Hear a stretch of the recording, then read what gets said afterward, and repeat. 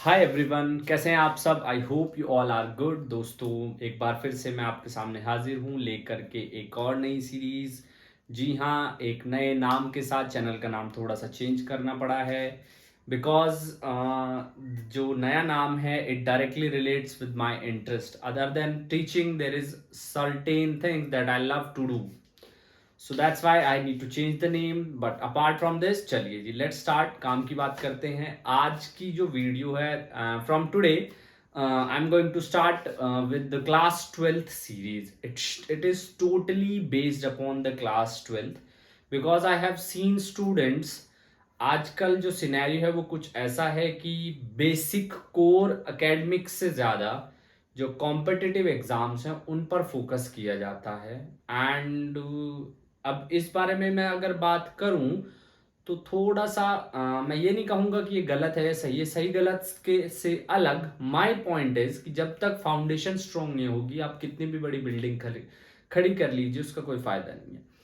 तो सब हम कोशिश करेंगे फाउंडेशन को स्ट्रॉन्ग करने की। उसके बाद स्टूडेंट की खुद की मर्जी है कि वो क्या ऑप्ट करना चाहेगा।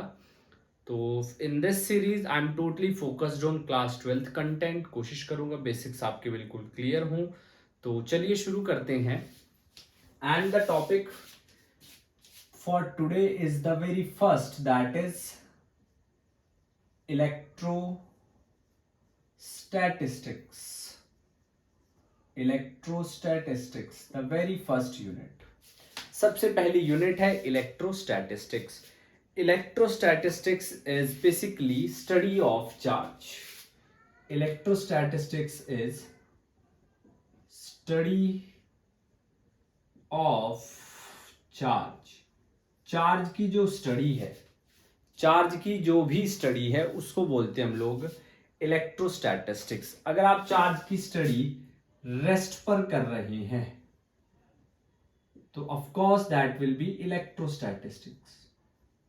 इलेक्ट्रोस्टैटिस्टिक्स which is the first unit. It includes two chapter. Number one, electric charge and field. Number one is electric charge and field. Number two is electric potential. Electric potential and capacitor. Electric potential and capacitor. Second one, जब हम uniform velocity के साथ charge move कर रहा है, uniform velocity के साथ अगर चार्ज मूव कर रहा है तब हम पढ़ते हैं current electricity. Current electricity. And अगर एक्सेलरेट और डी एक्सेलरेट कर रहा है, एक्सेलरेट एंड डी एक्सेलरेट कर रहा है, तब हम पढ़ते हैं electrodynamics.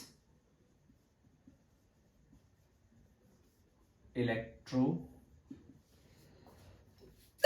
Dynamics, charge in motion. तो इलेक्ट्रोडायनेमिक्स के अंदर आपके पास मैग्नेटोस्टैट्स, मैग्नेटोस्टैटिस्टिक्स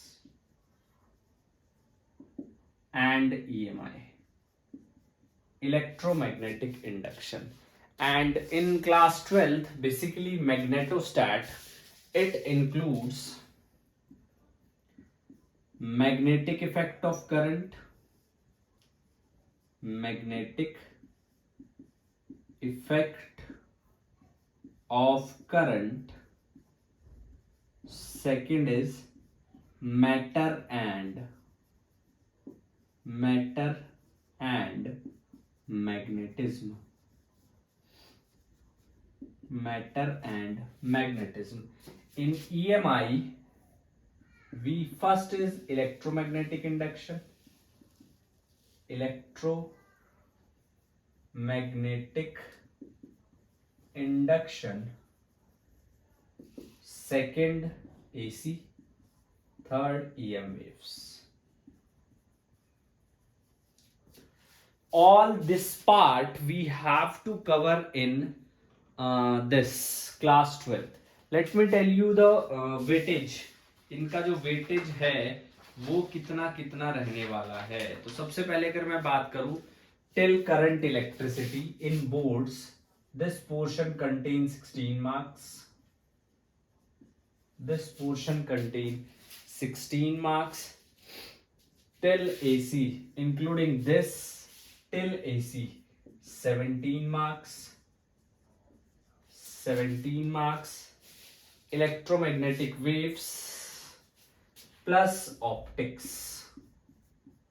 Electromagnetic waves plus optics, 18 marks. So you can see 16, 33, 51, 51 number आपके यहीं से कंप्लीट हो जाएंगे.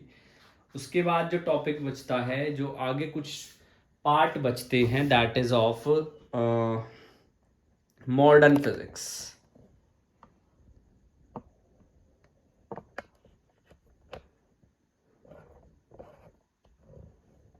That is of modern physics.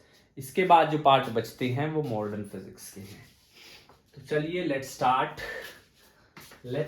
With the first topic, that is study of charge at rest. अब हम चार्ज की स्टडी करेंगे रेस्ट के ऊपर. चार्ज की स्टडी करेंगे रेस्ट के ऊपर.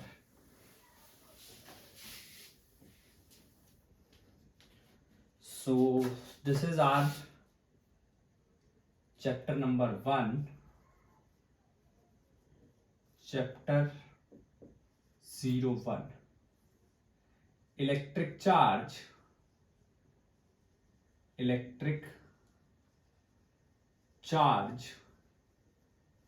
and field. Electric charge and field. देखिए, matter is made up of atoms. We all know that everything in this universe is made up of atoms. And matter जो है वो मिलके बना है किससे? एटम से. एटम किससे मिलके बना है? Electron, proton and neutron. Electron किससे मिलके बना है? सॉरी, एटम किससे मिलके बना है? Electron, proton, neutron. These are the three fundamental particles. Fundamental atomic particles को भी बोल सकते हैं. If I talk about the masses, like mass of electron, that was 9.1. That was 9.10940. 9.10940, 10 raised to the power minus 31 kg. Mass of proton 1.67262, 10 raised to the power minus 27 kg. And mass of this neutron, mass of neutron 1.67493 minus 27 kg. So the mass of proton and neutron is almost same. Mass proton और neutron का almost same है, electron का काफी कम है. Mass of electron is mass of proton upon 1836 और mass of neutron upon 1836. So it means that a proton is heavier than an electron. एक proton एक electron से हैवी होता है.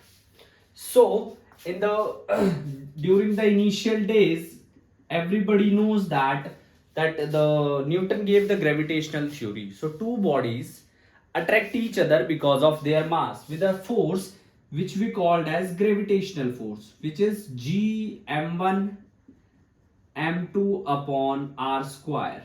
And if I calculate gravitational force for two electrons, it comes out to be 6.67 10 raised to the power minus 11, 9.1 10 raised to the power minus 31, since both are electron, and let's say they are placed 1 centimeter, 10 raised to the power minus 2 ka square.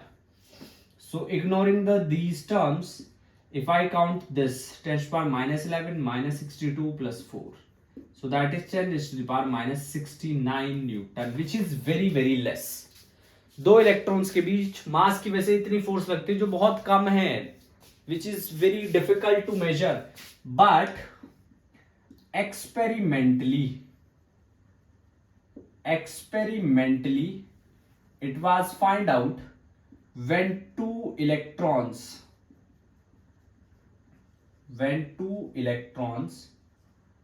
और two protons, जब दो electrons या दो protons are separated bye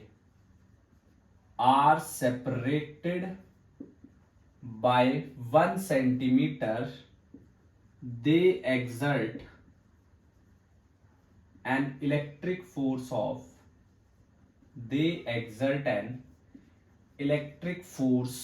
of अब उन्होंने क्या किया, जब हमने उनको, वीडियो ठीक चल रही है, बिल्कुल ठीक चल रही है, जब हमने उनको क्या किया, when we have put placed 1 centimetre apart, उन्होंने क्या, they exert an electric force of that much, -24 newton. यही gravitational force, this is for two electrons.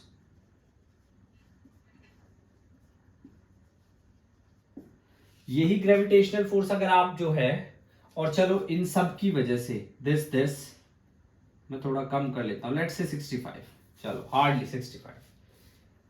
यही सेम फोर्स, ग्रेविटेशनल फोर्स अगर आप दो प्रोटॉन्स के लिए कैलकुलेट करोगे, this -50, this will be -67 Newton. तो आप देख सकते हैं, अगर आप रेशियो कैलकुलेट करेंगे, Fe कितना है, 2.3 10 raised to the power -24. तो अगर आप Fe अपॉन Fg का रेशियो कैलकुलेट करेंगे तो कितना आएगा आपके पास, 10 raised to the power -24 plus 67. तो this comes out to be 10 raised to the power 17.43.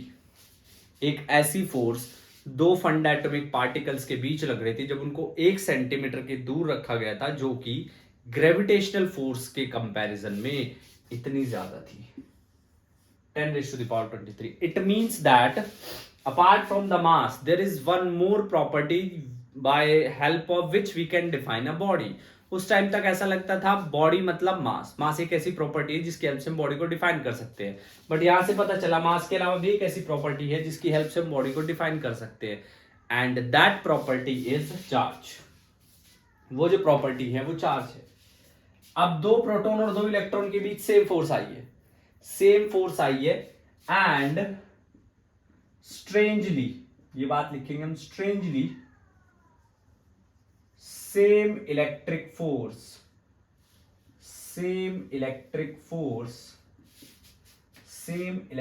force is found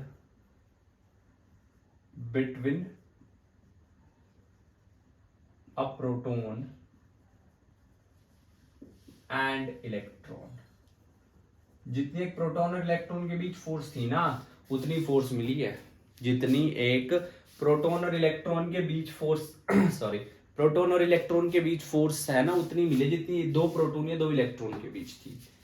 that is 2.3 10 raised to the power -24 Newton. ये कब, जब 1 सेंटीमीटर दूर रखे गए. But the nature of electron proton interaction was different from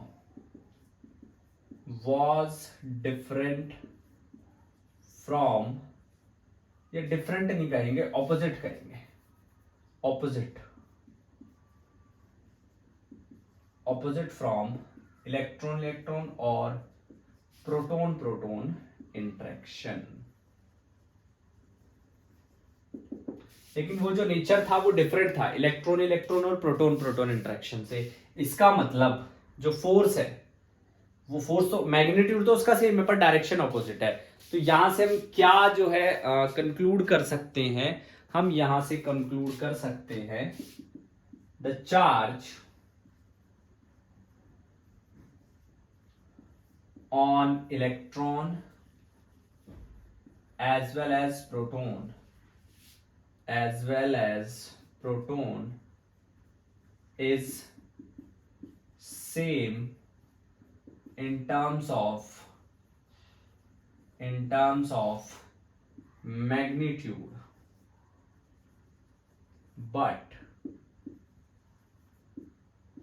opposite in terms of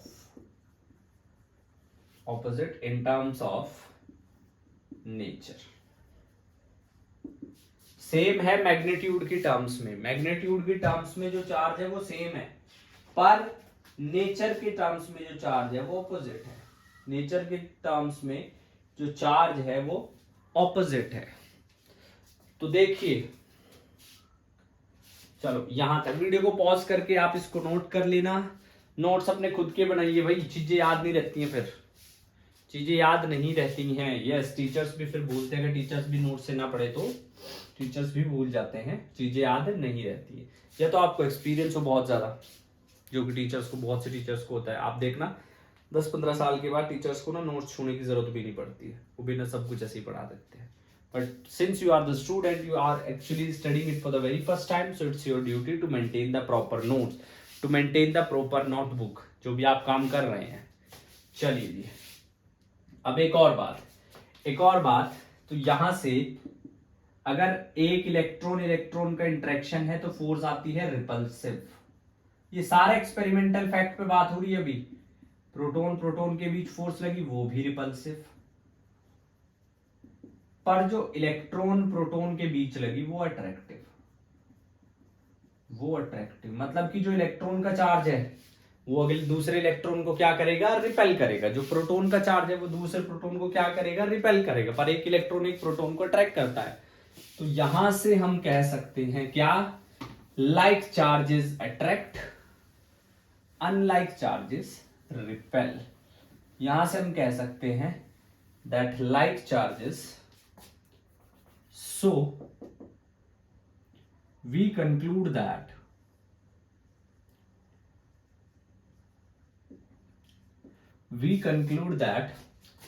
like charges attract and like charges repel, not attract, repel, and unlike charges attract। यहां से हम ये कह सकते हैं कि जो लाइक चार्जेस हैं वो तो रिपेल करते हैं और जो अनलाइक चार्जेस हैं वो अट्रैक्ट करते हैं। Second thing, charge on electron is -1.6 10⁻⁻⁹ coulomb. Charge on proton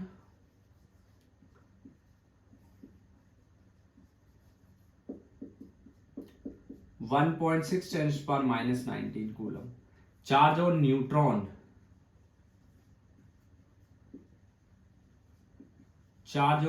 is 0। Neutron के ऊपर कोई चार्ज नहीं होता, न्यूट्रॉन के ऊपर कोई चार्ज नहीं होगा, न्यूट्रॉन पे इलेक्ट्रिक फील्ड का कोई इंपैक्ट नहीं पड़ेगा। न्यूट्रॉन इलेक्ट्रिक फोर्स नहीं लगाता, वो सिर्फ ग्रेविटेशनल फोर्स लगाता है। तो न्यूट्रॉन जो है वो कितनी ग्रेविटेशनल फोर्स लगाता है, इसकी वैसे तो आप कैलकुलेट कर सकते हैं, but still I will write it for you. 1.9 10⁻⁻⁻60 newton, इतनी फोर्स लगा सकता है। So I think we have the enough data. अच्छा, एक और, the charge on electron is negative and that on proton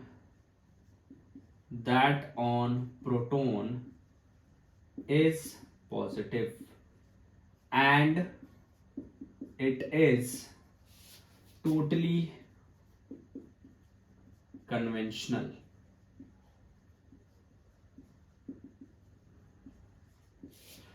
ये टोटली कन्वेंशनल है। ऐसा नहीं है कि इलेक्ट्रॉन पे नेगेटिव चार्ज है तो इसका मतलब इलेक्ट्रॉन पे प्रोटॉन के कंपैरिजन चार्ज कम है, ऐसा बिल्कुल भी नहीं है। ऐसा बिल्कुल भी नहीं है कि इलेक्ट्रॉन पे प्रोटॉन के कंपैरिजन चार्ज कम है, ऐसा बिल्कुल भी नहीं है। ये टोटली कन्वेंशनल है, बस ये ऐसे ही रख दिया और ये तब से ऐसे ही चला आ रहा है, ये तब से ऐसे ही चला आ रहा है।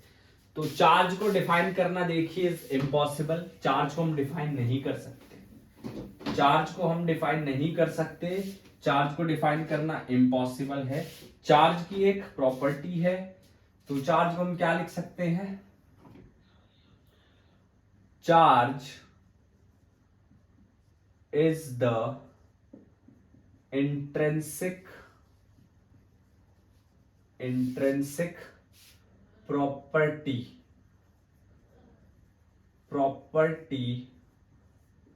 of the body due to which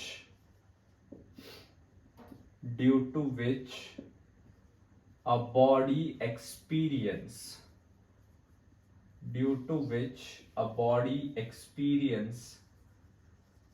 electric as well as magnetic effect। Intrinsic मतलब लास्ट प्रॉपर्टी, उसके बाद कुछ नहीं है, सॉरी, लास्ट प्रॉपर्टी है उसके बाद कुछ नहीं है। Intrinsic means last property. The SI unit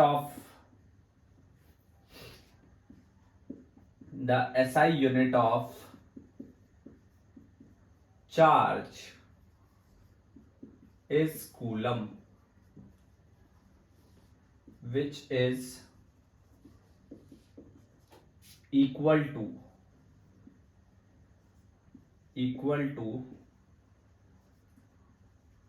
ampere second, which is equal to ampere second। मतलब कि यहां से हम ये कह सकते हैं that current is equals to charge per unit time। current is equal to charge per unit time, so यहां से charge is equals to current into time। charge is equals to current into time. ये हमारे पास charge की definition, ये है हमारे पास charge की definition. अगर हमें 1 कूलम को डिफाइन करना हो, 1 coulomb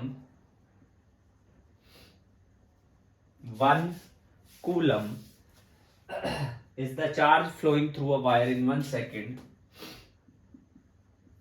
is the charge flowing through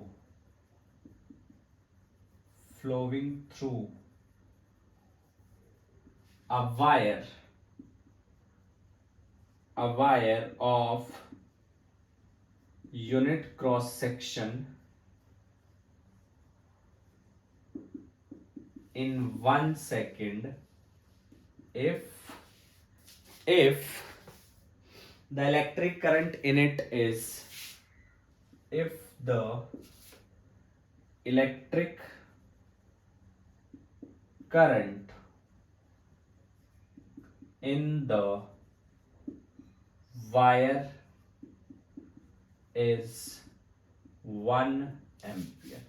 wire के अंदर 1 एम्पियर का अगर करंट है, वायर के अंदर 1 एम्पियर का अगर करंट है तो हम उसकी बात करते हैं, तो हम कहेंगे उसमें से 1 कूलम चार्ज फ्लो रहा है। 1 एम्पियर करंट 1 सेकंड में फ्लो रहा है किसी यूनिट क्रॉस सेक्शन जो एरिया है वायर का, ऐसे वायर के अंदर हम कहेंगे 1 कूलम चार्ज जो है वो फ्लो कर रहा है, 1 कूलम चार्ज जो है वो फ्लो कर रहा है। चलिए जी, इसको नोट कीजिए पॉज करके। अब इसके बाद हम बात करेंगे मेथड्स ऑफ चार्जिंग की, इसके बाद हम बात करेंगे मेथड्स ऑफ चार्जिंग की। देखिए किसी भी बॉडी पे, उससे पहले कुछ और भी डिस्कस करते हैं, थोड़ा सा उससे पहले कुछ और भी डिस्कस करते हैं। किसी भी बॉडी को, चलो हेडिंग डालते पहले, मेथड्स ऑफ चार्जिंग। किसी भी बॉडी को चार्ज कैसे कर सकते हैं, अगर हम उन दोनों बॉडीज को रब करें। फॉर एग्जाम्पल, अगर मैं अपने हाथों को ऐसे रब करता हूं तो मेरे हाथ गर्म होने शुरू होंगे। इसका मतलब क्या है कि जो चार्ज पार्टिकल्स मेरे हाथों में हैं, they will start getting kinetic energy. और अगर आपको याद हो तो क्लास 11th में हमारे पास एक चैप्टर था काइनेटिक थ्योरी ऑफ गैसेस, उसमें जो एनर्जी मिलती थी because of temperature, that was 3/2 kT, equipartition theorem. So this energy will transform into kinetic energy and the body will start getting charged. It was around like 600 BC. 600 BC की बात है, Greek के अंदर 600 BC की बात है। जो ग्रीकियंस थे उन्हें पता था that if they rub amber. Amber is a kind of material which is used to prepare from the resins of the bark of the trees. If they used to rub amber with wool, then wool will get charged and it attracts small pieces of paper. Would जो है वो charge होना शुरू हो जाती थी, वूल not would, वुल, ऊन जो है वो चार्ज होना शुरू हो जाती थी और वो अट्रैक्ट करती थी स्मॉल पीस ऑफ पेपर को। अब मेरी बात आप ध्यान से समझिए। On the basis of charge a body is classified into two categories. किसी भी बॉडी को हम दो कैटेगरीज में क्लासिफाई कर सकते हैं। टू कैटेगरीज किस बेसिस पे? On the basis of charge. Number 1 is charge body.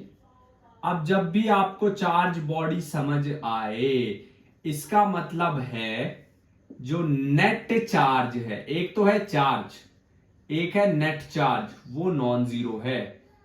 और अगर आपको अनचार्ज या हम बोले न्यूट्रल बॉडी, अनचार्ज और न्यूट्रल बॉडी अगर ये मिले तो जो नेट चार्ज है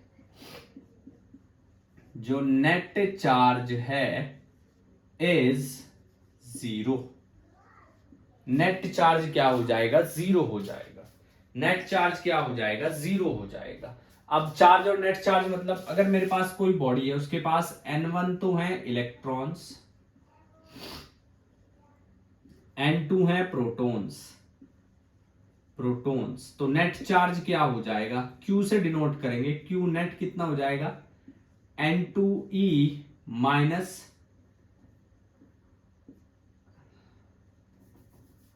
N2E माइनस N1E, यानी कि E common N2 minus N1।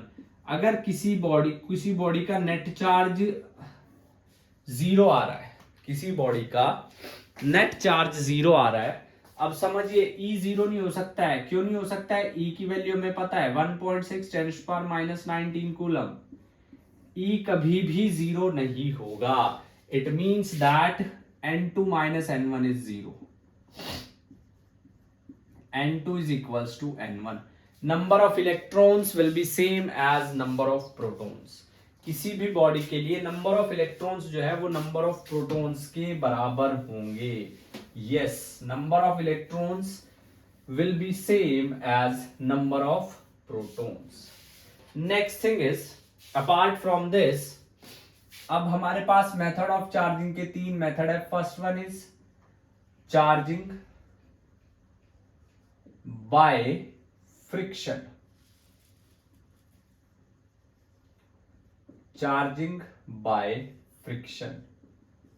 Point की फॉर्म में लिखेंगे। First one, when two bodies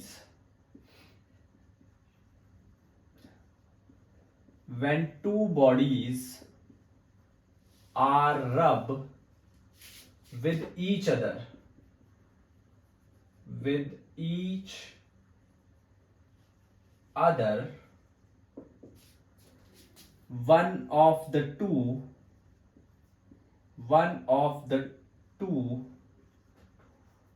will get some charge and not will get, will gain some charge, and other will lose some charge. अगर मैं ऐसे ऐसे रब कर रहा हूं, चलो कुछ और एग्जांपल लेते हैं। जैसे ये मैं इसको ऐसे ऐसे रब कर रहा हूं तो होगा क्या, ये बॉडी है तो चार्ज गेन कर रही है तो लूज कर रही है, ये उसी तरीके से बॉडी है तो लूज कर रही है तो गेन कर रही है। जब हम ऐसे ऐसे करेंगे तो उससे होगा क्या, एक हीट डेवलप होगी एंड जो थर्मल एनर्जी थी किसकी, हीट की, thermal energy of heat will change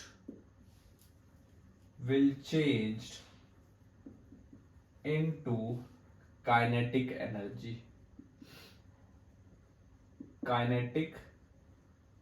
energy of charge particles. sorry, charge particles. Thermal energy जो हीट की थी वो काइनेटिक एनर्जी हो गई किसकी, चार्ज पार्टिकल्स की। Second thing is body gain electrons acquire negative charge. जो बॉडी इलेक्ट्रॉन गेन करती है वो नेगेटिव चार्ज एक्वायर करेगी, and body loses electron acquire positive charge.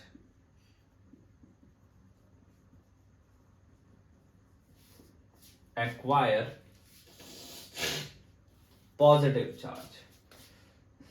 Next is physical contact.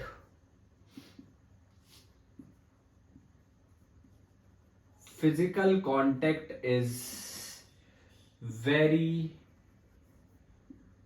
necessary. No, ऐसे नहीं लिखेंगे, इसको लिखेंगे physical contact is required. Physical contact is required. हमें फिजिकल कांटेक्ट की रिक्वायरमेंट होगी, जी हाँ, फिजिकल कांटेक्ट की रिक्वायरमेंट होगी। Next is this method of charging. ये जेई में पूछा गया था वैसे तो एक बार, लेकिन चलिए कोई बात नहीं। दिस मेथड हम सिर्फ क्लास 12th पे फोकस करेंगे, बेसिक स्ट्रॉन्ग करने हैं।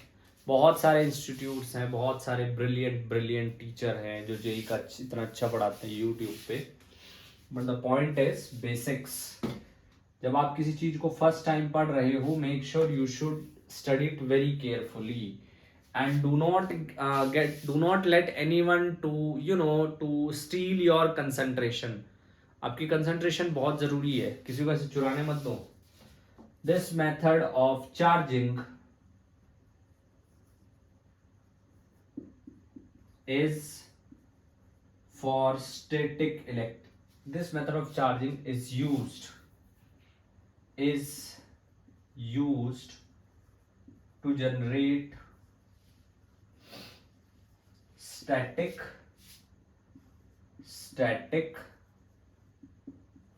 electricity। ये मेथड हम यूज करते हैं to generate static electricity. Static electricity को जनरेट करने के लिए इस मेथड को हम लोग यूज करते हैं, चार्जिंग बाय फ्रिक्शन। चलिए एक छोटा सा एग्जांपल के थ्रू समझने की कोशिश करते हैं।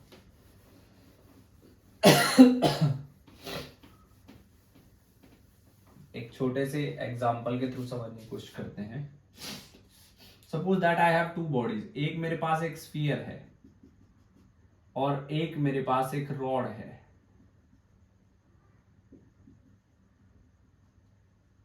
मैं कह रहा हूं स्फीयर के ऊपर जो चार्ज है वो +5 है, रोड के ऊपर जो नेट चार्ज है वो 0 है। मैंने इन दोनों को रब कर दिया, मैंने इन दोनों को जो है वो रब कर दिया, मैंने इन दोनों को रब किया, और रब करने के बाद स्फीयर जो था, स्फीयर पे चार्ज आ गया +8 और रोड पे जो चार्ज रहा, रोड पे जो चार्ज रहा वो हो गया -3। इसका मतलब इसने 3 इलेक्ट्रॉन इसको डोनेट कर दिए। जब इसने 3 इलेक्ट्रॉन इसको डोनेट किए, नंबर ऑफ प्रोटॉन्स तो उतना ही रहा भाई, 5 चार्ज का मतलब सपोज प्रोटॉन्स हैं 15, इलेक्ट्रॉन्स है 10, तभी तो प्लस के 15 माइनस के 10 प्लस के 5, भाई प्लस के 15 माइनस के 10 प्लस के 5। यहां पर प्रोटॉन्स तो उतने ही रहे 15, इलेक्ट्रॉन 7 रह गए। अब डिफरेंस कितना, +15 -7 +8। यहां पे सपोज प्रोटॉन इस पे 30 थे और इस पे इलेक्ट्रॉन भी 30 थे। अब प्रोटॉन तो इस पे अभी भी 30 हैं, लेकिन इलेक्ट्रॉन -33, इलेक्ट्रॉन विल बी -33। जी हाँ, that is charging by friction. इसको पॉज करके नोट कीजिए।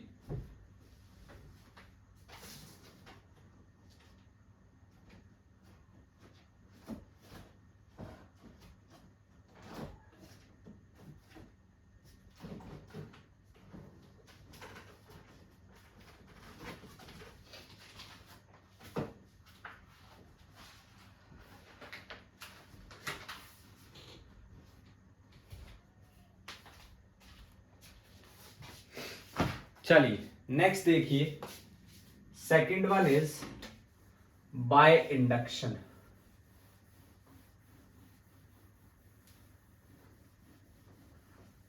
Second one is by induction.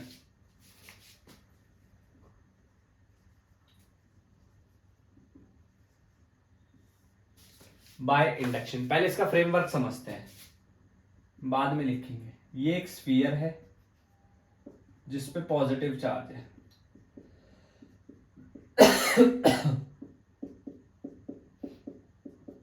इसे हम एक और अनचार्ज स्फीयर के नजदीक लेकर के गए।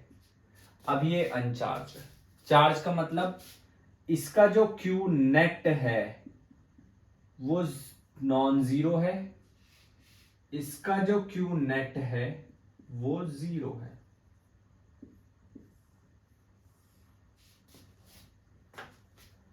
क्यू नेट नॉन जीरो और क्यू नेट 0, ध्यान से समझिएगा, क्यू नेट नॉन जीरो और क्यू नेट 0।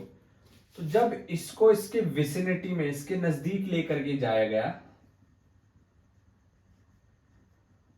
इसमें कोई चेंज नहीं हुआ, इसके अंदर कोई भी चेंज नहीं हुआ, इसके अंदर कोई भी चेंज नहीं हुआ। पर ये जो दूसरा स्फीयर था, इसमें यहां पर आ गया negative,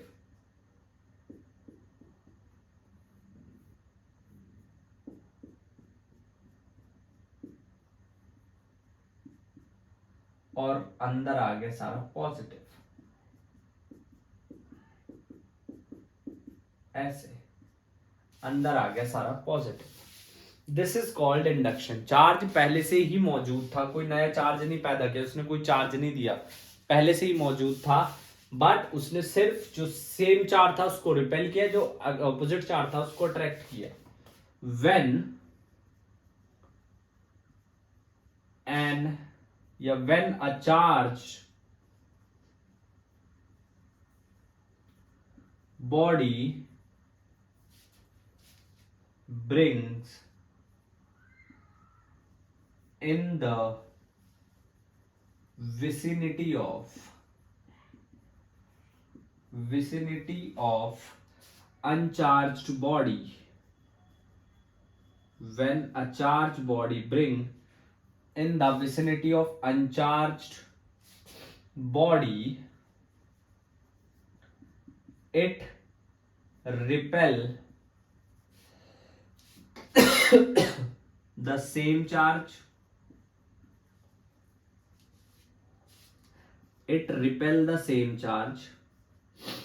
but attract the opposite charge. Repel the same charge, तो वो रिपेल करेगा, अट्रैक्ट करेगा ऑपोजिट चार्ज को। किसमें? चार्जिंग बाय इंडक्शन में। एक और एग्जांपल आप देख सकते हैं,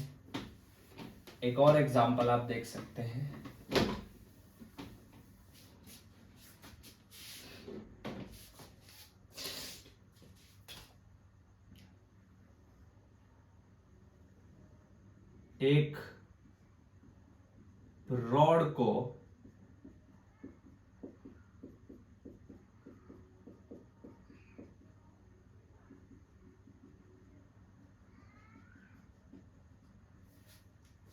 हम लेकर के गए हैं एक अनचार्ज बॉडी के पास। होगा क्या? जितना नेगेटिव चार्ज है वो बाहर, पॉजिटिव सारा रिपेल, पॉजिटिव को रिपेल करेगा, नेगेटिव को अट्रैक्ट करेगा। भाई पॉजिटिव और नेगेटिव ना इकट्ठे थे, जैसे ये पॉजिटिव इसके नजदीक आया ना, नेगेटिव को इसने अट्रैक्ट कर लिया, पॉजिटिव को इसने रिपेल कर दिया। पॉजिटिव ऐसे, आप अभी इसको मत लिखना, आपको और कंफ्यूजन होगी। चलो ऐसे, नेगेटिव पॉजिटिव, इस तरीके से। तो दैट इज इंडक्शन। इसमें फिजिकल कांटेक्ट नहीं रिक्वायर्ड होता।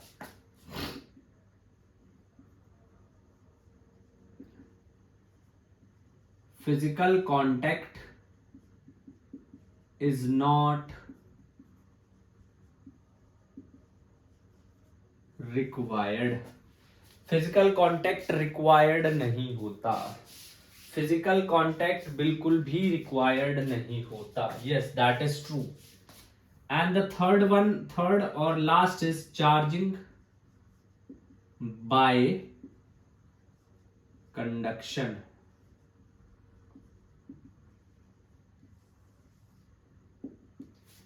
When two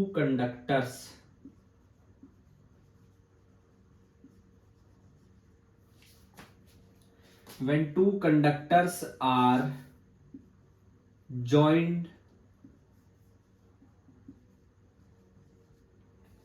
or connected such that one is charged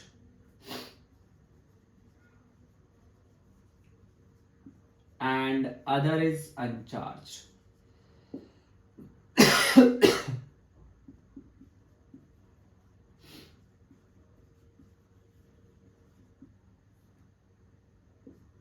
then whole charge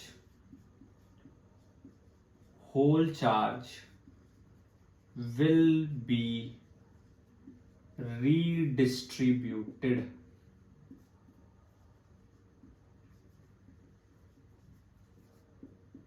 on both conductors.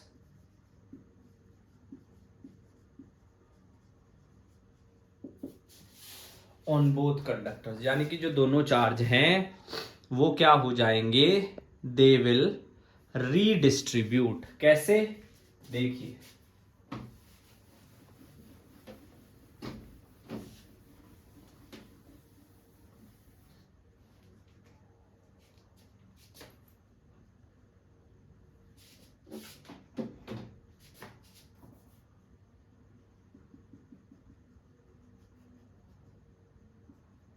ये एक चार्ज कंडक्टर है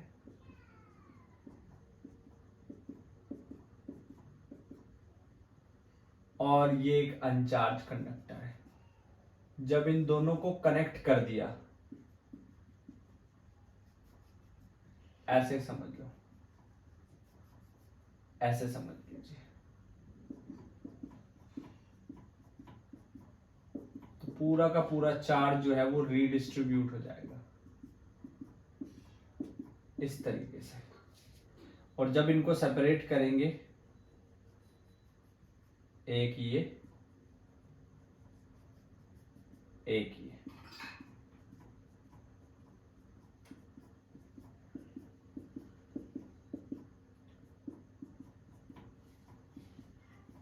एक ये, इस तरीके से चार्ज है पूरा का पूरा सेम चार्ज आएगा। इंडक्शन में ऑपोजिट आता है, कंडक्शन में सेम आएगा। याद रखना ये बात।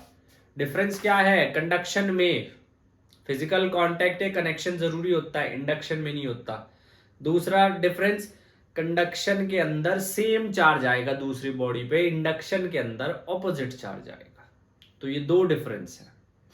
सो इतना ही इस वीडियो में। अगली वीडियो में फिर से मुलाकात होगी, वहां पर डिस्कस करेंगे क्वांटाइजेशन, कंजर्वेशन, कूलम्स लॉ, दोनों फॉर्म डिस्कस करेंगे, स्केलर फॉर्म भी और वेक्टर फॉर्म भी, और उसके बाद कुछ क्वेश्चंस करेंगे। तो तब तक के लिए पढ़ाई करते रहे, ठीक है जी। खुद का और अपने माँ बाप का नाम रोशन करते रहें, और फिजिक्स की चिंता छोड़ दीजिए, क्योंकि अब जो है बिल्कुल बढ़िया और एकदम से स्पेसिफिक फिजिक्स आपको फ्री में यूट्यूब पर पढ़ाई जाएगी। बट उसके लिए if you are coming to the channel for the very first time, so do subscribe my YouTube channel. Point number 2, like the video and share it as much as you can. Yes, so with that, this is Abhishek signing off. See you in the next video. Till then, thank you so much. Jai Hind.